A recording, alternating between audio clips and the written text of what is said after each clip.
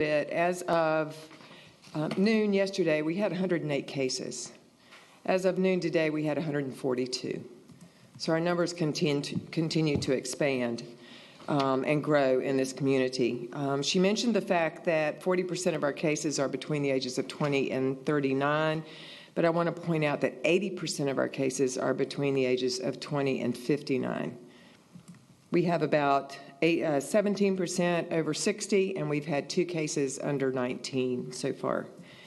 A female-male split is fairly even. We have a few more females that are being affected. Our race and ethnicity split is about the same as the demographics in the county.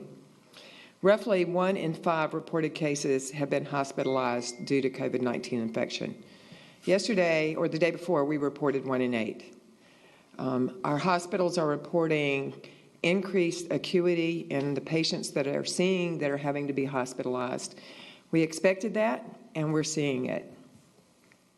In addition to that, we have only a couple of zip codes that have not had cases reported.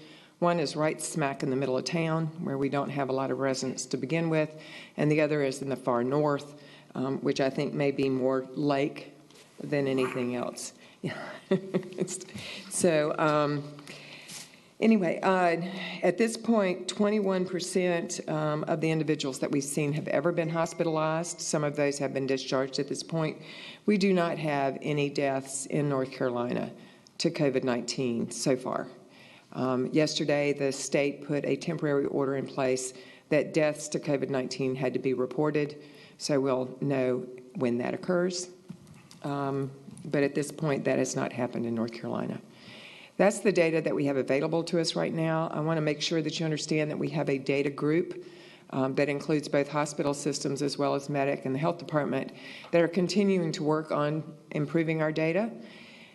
The challenge that we have is the data that comes in has to be scrubbed every morning because we've got inaccurate addresses on there. Some of these folks are being reported to us that come from other counties.